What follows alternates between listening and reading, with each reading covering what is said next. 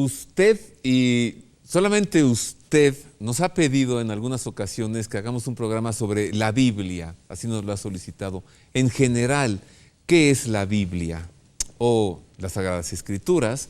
Y hoy le vamos a dar gusto a usted y hoy le entregaremos un programa precisamente centrado en la Biblia, en las Sagradas Escrituras. Y para ello busqué a una gran personalidad en México, profesor en la Universidad Pontificia de México, con grado de doctorado en Teología Bíblica por la Universidad Gregoriana de Roma, para que nos hable precisamente de lo que es su especialidad, las Sagradas Escrituras. Y me refiero al Padre Trinidad Lomelín. Bienvenido, Padre Lomelín. Muchas gracias, Roberto. Mucho gusto estar contigo en el programa y compartir con tu numerosísimo público, entre los cuales yo estoy, también hay varios. Ah, ¿de veras? ¿Sí? Bueno, entonces me he de esmerar en hacer esto, Padre. No, está muy bien hecho y yo creo que llega no solamente al cerebro, diríamos, a la cabeza, diríamos, al corazón, llega con calidez, llega a mover allí sentimientos y eso es muy bueno. Muchas gracias, Padre. Qué gusto saludarle, ¿eh? Usted recuerda que la semana pasada hablamos precisamente con el Padre Lomelí sobre el Evangelio de San Mateo. Bueno, y nos dio tan buen programa que dije, ahora por favor háblenos de la Biblia y así le damos gusto a nuestro amable público. Ay, la Biblia, son muchos libros y la palabra Biblia, ¿qué significa? ¿Empezamos por las definiciones? Sí, pues para comenzar como los filósofos, primero, ¿qué es lo primero? Sí, primero la palabra definida. Sí, bueno, es una biblioteca, podríamos llamarle, porque son 73 libros. La palabra Biblia quiere decir los libritos, literalmente. Libritos no porque sean chiquitos, ¿verdad? Porque al contrario, la inmensa mayoría son gruesos, ¿verdad? Pero pues así se llamaba, se empezó a llamar en un principio y quedó para el mundo occidental propiamente este nombre. Un conjunto de libros en los cuales el hombre de hoy encuentra una luz para su camino, porque es un Dios que se revela, es un Dios que habla allí, es una voz nueva, múltiples voces diría más bien, es una polifonía de voces humanas que convergen en una sola, que es el lenguaje, la voz de Dios, la palabra de Dios, el amor de Dios. ¿Tiene algo que ver la palabra Biblia con ese puerto griego, Biblos, que algunos dicen la ciudad más antigua del mundo es Biblos, otros dicen que es Jericó, bueno, que se agarren entre ellos, ¿no? Pero ¿viene de ahí algo también, llamarle Biblos a los libros por ese lugar? Bueno, ciertamente sí, a los libros, pero no a la Biblia, ya porque son libros, pero son libros sagrados. Sí, ciertamente en esa ciudad antiquísima era, diríamos, como el centro de producción literaria de ahí del Mediterráneo occidental, digo, donde está ubicada. Vamos. Entonces, claro que sí, vamos pero vamos en compañía de muchos, sí, no solamente nosotros. A ver, sí, las islas griegas. Los nombres de las ciudades antiguas siempre tienen mucho que ver con su historia, con su oficio principal, entonces de ahí viene ciertamente. ¿Por qué hay tantas traducciones o tantas ediciones de la Biblia que la de Jerusalén, Latinoamérica, Nacarcolunga? ¿Por qué hay Biblias protestantes, católicas, ecuménicas, económicas? También. ¿Por qué tantas? Bueno, porque cada una está pensada como para un sector, diríamos, del público, por decíamos, de hombre que se tiene visualizado. Vamos, una Biblia de Jerusalén es muy técnica, es muy profunda para cuestión de estudio, seminarios, conventos y estudiosos de la Biblia. Por ahí va entonces la traducción, va en esa línea de ser más exacta a los lenguajes originales y con notas a pie de página que realmente instruyen, son una enciclopedia de erudición bíblica ahí.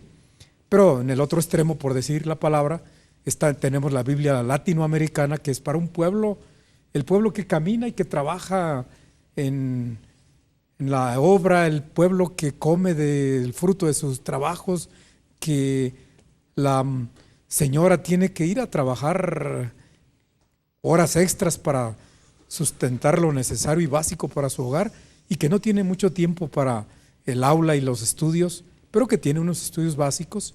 La Biblia latinoamericana le dice mucho, un lenguaje llano del pueblo, el que se habla en el mercado, en el estadio, en la vida pública, ¿verdad? En la plaza, en los centros comerciales, en fin, un lenguaje que es del pueblo y que es para el pueblo. O sea, es una traducción inculturizada, es una traducción pensada en la cultura que lo va a leer, en este caso un pueblo latinoamericano. Exactamente, es una de las notas que tiene esta Biblia precisamente pensada para nosotros. Fue un boom, ha tenido millones de volúmenes que se han editado y se sigue editando todavía más.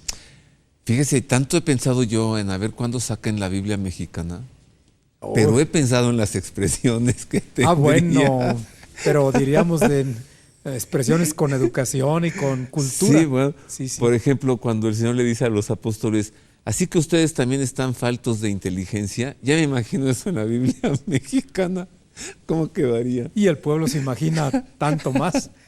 Sí, realmente, más que eso, que también puede uno pensarlo, sería como un lenguaje que hable de nuestra cultura, que proviene del maíz, que proviene del campo, que proviene de los rebaños, que proviene de los barrios, que proviene de tradiciones antiguas, ancestrales nuestras.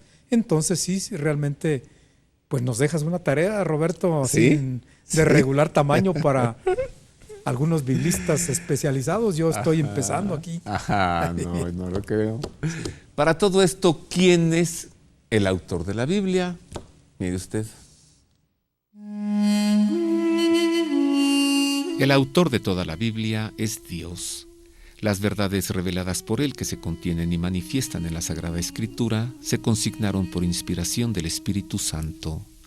La Santa Madre Iglesia, fiel a la base de los apóstoles, reconoce que todos los libros del Antiguo y del Nuevo Testamento, con todas sus partes, son sagrados y canónicos, en cuanto que escritos por inspiración del Espíritu Santo, tienen a Dios como autor y como tales han sido confiados a la Iglesia. En la composición de los libros sagrados, Dios se valió de hombres elegidos que usaban de todas sus facultades y talentos. De este modo, obrando Dios en ellos y por ellos, como verdaderos autores, pusieron por escrito todo y solo lo que Dios quería. Como todo lo que afirman los agiógrafos o autores inspirados, lo afirma el Espíritu Santo, se sigue que los libros sagrados enseñan sólidamente, fielmente y sin error la verdad que Dios hizo consignar en dichos libros para salvación nuestra. Sin embargo, la fe cristiana no es una religión de libro, como enseña San Bernardo al afirmar que el cristianismo es la religión de la palabra de Dios, no de un verbo escrito y mudo, sino del verbo encarnado y vivo. Para que las Escrituras no queden en letra muerta, es preciso que Cristo, palabra eterna del Dios vivo, por el Espíritu Santo, nos abra el Espíritu para comprenderlas. O sea, ¿cómo, Padre Lomelí? ¿Cómo es que Dios escribe a través de alguien? Alguien pensará, le lleva la mano. ¿O cómo? Sí, realmente es un hecho maravilloso, como todo un Dios que, pudiendo editar miles de millones de volúmenes en un segundo, lo hace, pero a través de sus hijos, empleando sus carismas, sus habilidades, su preparación misma, su estilo de vida también, que es como una parábola con la cual él se manifiesta, como en el caso de Amós. Amós, un hombre del campo, un hombre dedicado a los rebaños, que de ahí el Señor lo llama y dice, ve y tú y profetiza. Como el Señor en su infinita bondad nos habla a través de seres hermanos nuestros que comparten con nosotros el sudor, comparten con nosotros ilusiones y esperanzas y las plasman a la luz del Espíritu para una iluminación y para un impulso en este proyecto de reino que la Biblia es la que nos guía por ahí, nos lleva en esa dirección. ¿Cuándo comenzó a escribirse? Bueno, ya la escritura propiamente dicha del Antiguo Testamento, en el siglo X bajo Salomón, que es un rey que impulsa las artes, la literatura, un un rey sabio, un rey al cual se le atribuyen muchos salmos. Los sapienciales en globo, pero bueno, no exactamente, pero como es el sabio de los sabios, bueno, se dice Salomón, y bajo él es cuando se comienza allá la escritura, porque antes el pueblo era un pueblo que caminaba de un lugar a otro, seminómada.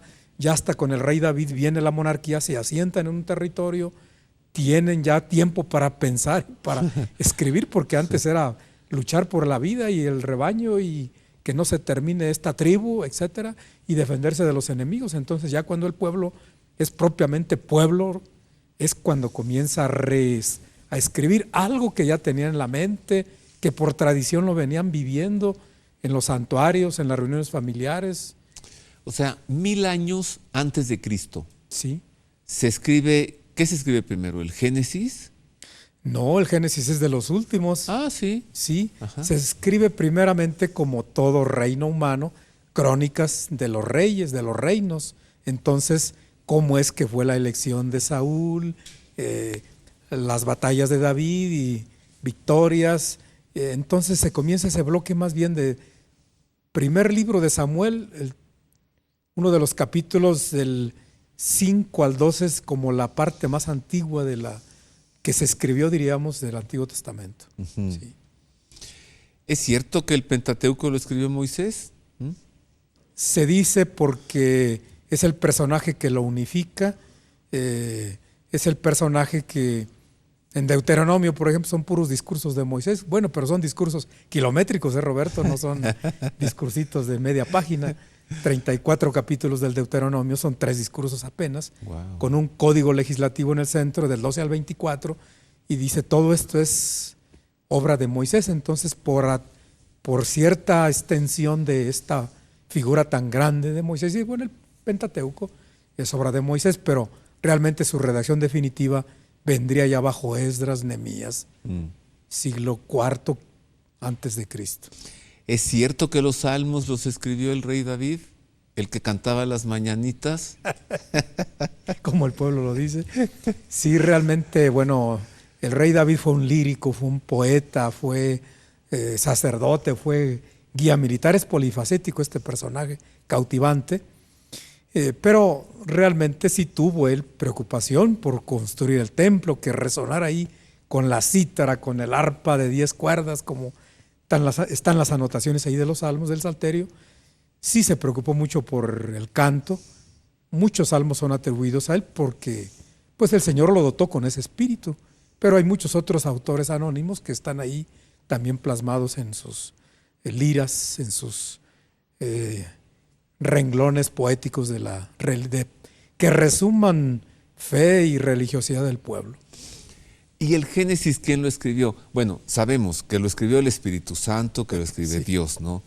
Pero ¿quién lo pone ya iba a decir en papel, no, en papiro? Por escrito, sí, diríamos. Bueno, realmente, como te he dicho, mucho tiempo y por siglos, las tradiciones fueron orales, de padres a hijos, del más anciano de la tribu, que era verdadera autoridad, se reunían en torno a él las tardes para escuchar. Y mi padre, Abraham, fue un arameo errante que viene de Ur de los Caldeos, dejó patria, terrenos, se desinstaló por la voz de Yahvé que le dice: deja tu patria, tu parentela y ven a la tierra que yo te voy a mostrar.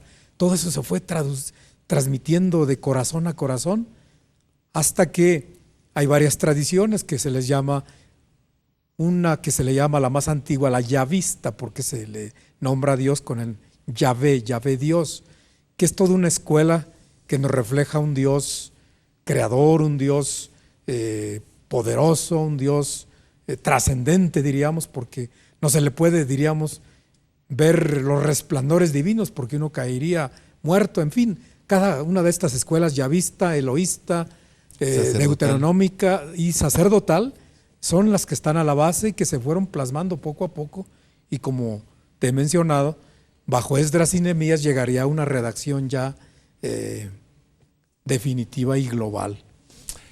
¿En qué lengua se escribió la Biblia? ¿En qué lengua el Antiguo Testamento? ¿En cuál el Nuevo Testamento? Vamos a hacer una pausa, es breve. Volvemos con esto y también yo le pregunté al padre Lomelí, una vez que nos diga en qué lengua se escribió, ¿cómo es que se fue traduciendo? ¿Al latín? Al griego. Griego, sí. Al alemán, ¿no? Sí. Volvemos con esto y con mucho más. ¿Y quién tradujo la Biblia?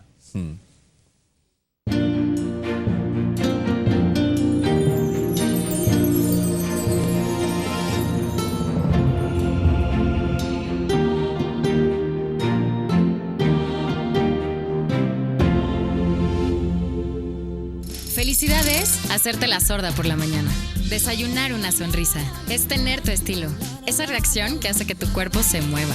Felicidad se escribe con D de delicioso y con S de sabroso. Porque parte de la felicidad es disfrutar los sabores de la vida. Andanza, el aliado que te ayuda en tu tratamiento para el control de peso.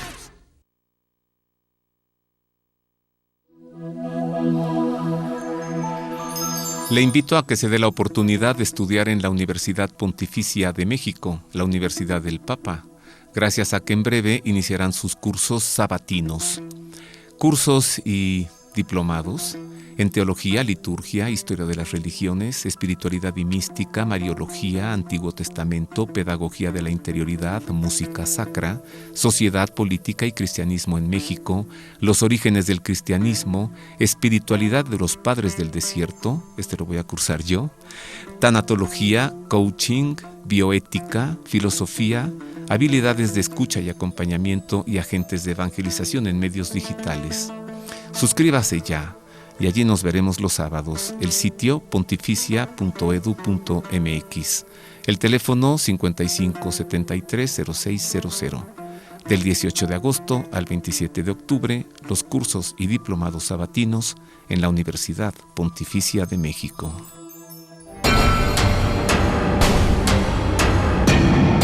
Universidad Pontificia de México. Fundada en 1553, es la Universidad del Papa y de los Obispos de México. Licenciaturas en Teología, Filosofía, Derecho Canónico, Derecho Civil y Ciencias Religiosas. Diplomados en Espiritualidad y Mística, Teología, Filosofía, Latín, Hebreo, Griego, Antiguo y Nuevo Testamento, Liturgia y Religiones del Mundo. Taller para grupos litúrgico-musicales. Informes en www.pontificia.edu.mx o al 5573 0600.